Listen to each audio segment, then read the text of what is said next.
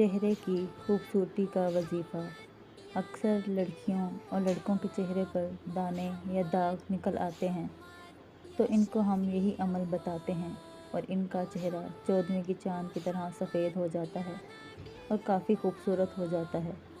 لیکن اگر ہمیشہ کی خوبصورتی چاہتے ہیں، چہرے پر نور لانا چاہتے ہیں اور داغ دھبے ختم کرنا چاہتے ہیں تو آپ صلی اللہ علیہ وآلہ وسلم نے 1400 سال پہلے جو علاج بتایا تھا تو ہم مسلمان ہونے کی حیثیت سے اس علاج سے کبھی انکار کر ہی نہیں سکتے، کیونکہ آپ صلی اللہ علیہ وآلہ وسلم نے جو بتا دیا وہ سچ اور حق ہے اور اسے کبھی بھی جھٹلایا نہیں جا سکتا۔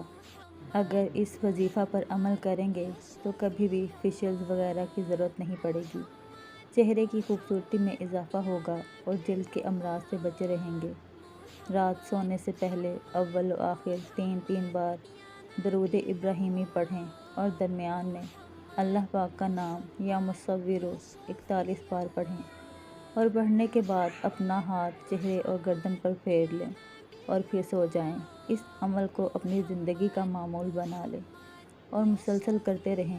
انشاءاللہ ہر دن آپ کے لیے نور سے بھرپور ہوگا اور چہرہ چاند کی مانند روشن ہوتا جائے گا۔